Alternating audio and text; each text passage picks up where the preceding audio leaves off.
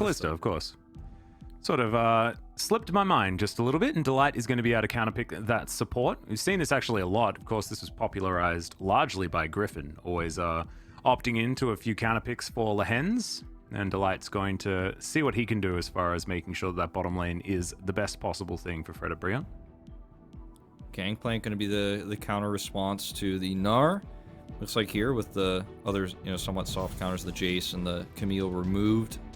Yep. So I like this choice. A lot of people at the beginning of the season were not comfortable with this pick, but it's starting to come back a little bit. And I love the Alistar with the Kai'Sa. It's another thing that could have been picked against them with the Kalista as well. And ooh, this is very squishy. Like, I don't know about this. It's been a lot of fun, actually. You need to get involved. There's an Emperor's Divide. Lava gets thrown back. There's the Flash Bear Slap as the Cannon Barrage actually doing a lot of work here to try and keep them alive. However, First Blood is going to be taken there by Umpty. And now Summit trying to run away. Bowling Ball is good, but the Oranges are going to be better. That being said, Fred Braon walk away with a 1-0. We get the cool camera angles as well. Yeah, this camera angle, pretty nice. I mean, it really showcases the Emperor's Divide setup here. The Adir mini stun comes through. He looks so silly. But he's actually not able to convert this. And Umpty just comes over and cues him.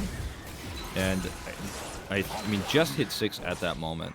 Might have been able to get this one sleep. has teleport available as Fred Braon do start off this Ocean Drake, and my heart is in my throat right now. As we'll see what the next Drake is going to be, and if it's or an Infernal, I'm going to be so scared, so scared. From grand entrance, but nothing's really going to happen.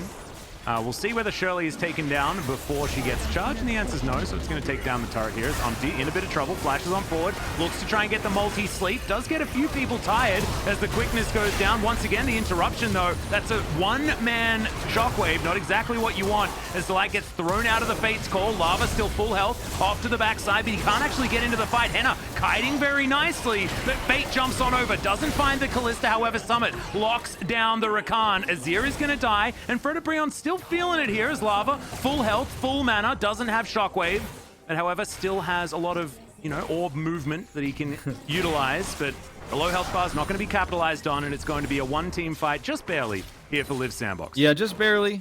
Nice boomerang there from Hoya to trade back that extra. It's on Delight, right? He had one attempt last time. Let's see how this one goes. There's the charm. Hoya trying to make it work too as they just destroy the Gangplank. It's a big pulverize, but there's no follow-up as Effort tries to be a hero but can't really get anything done. The Void Seeker connects onto Henna, but there's no way that Root's going in on that one, and that's just a whoopsie here for Live Sandbox. There was a whoopsie from Bro, and they threw it right back. Yep. Live Sandbox, and it was their turn here in the river this time. Now they get this Drake, right? We go to Soul Point for Fred Braon. And this is where, you could start to have a conversation about, okay, can Fred Braon win this game, especially when Live Sandbox have really bad positioning and try to take a fight where their main damage dealers can't hit Fred Braon, and yet still Effort goes in by himself.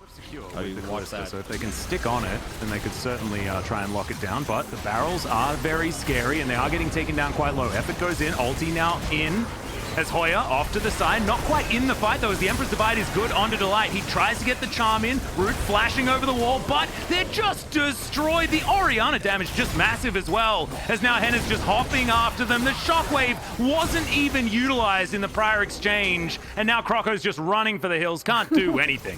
And they could definitely take the Baron now. This is a really nice turn of events here for Fred Braon. They are in complete control of this game, and this is another big whiff out of Effort. He's just there. The team coordination between him and the rest of the damage dealers is not there. The Emperor's Divide is not great, and Fred Braon are like, well, okay, we turn and take this. They're going to get both. Yeah, and this is cake and eat it too, my friend. Fred Braon have as well, but they've just played the early game out much better, and it's made them look so much stronger here as well. As in goes Effort, gets a pulverize onto Lava. That's a two-man Shockwave, and he's still alive somehow. Battle Dance working out. It's a three-man Gnar on the back line as well from Hoya, who's just massive in this fight, and the wallets, I feel, are just way too heavy. Fate trying to get the work done as Delight doesn't quite get there with the grand entrance, and Fate does make his way out, but the Sun Disk is going to fall, and I believe some inhibitor turrets are going to fall as well. Yeah, definitely. I don't think they can make a play for the Nexus at this stage. The respawn time is just a little bit too low, but I mean, it's Kalista. They might try for it. This is very, very greedy. Fate. Yeah. This is all five of them. Yeah, they're trying to stop this, but Croco, he's going to go golden. He's going to get taken down. This Udyr has done basically nothing throughout this game. Fate, decent kiting there onto the Gnar, but now he's just relegated to his fountain, and the Nexus turrets are going to crumble at the hands of Braon. Effort flashing on forward. Delight gets out of the way as the Nexus is getting pummeled to death, and Henna's going to get the last couple of sticks into it. Congratulations, Braon. A 2-0. Who would have thought that on a day like today, it's Braon that get the 2-0, and Damwon Kia walk away with the 2-1. Braon with a very well executed comp. You know, 끝났다. 쳐줘. 나이스, 잘했다. he said it in English right there at the end, basically what they were saying at the very end, and saying like, we won, and focus the Nexus. Good job. Oh dear, and that's the Udyr damage problem that we see in so many of these games. If he's not able to get going, he just does a whole lot of nothing. And that wasn't the case for Umpty in the first game. He was able to get around there, get those boops in, and took control of the jungle, and then you see what happens when an Udyr fails to do that, right? He's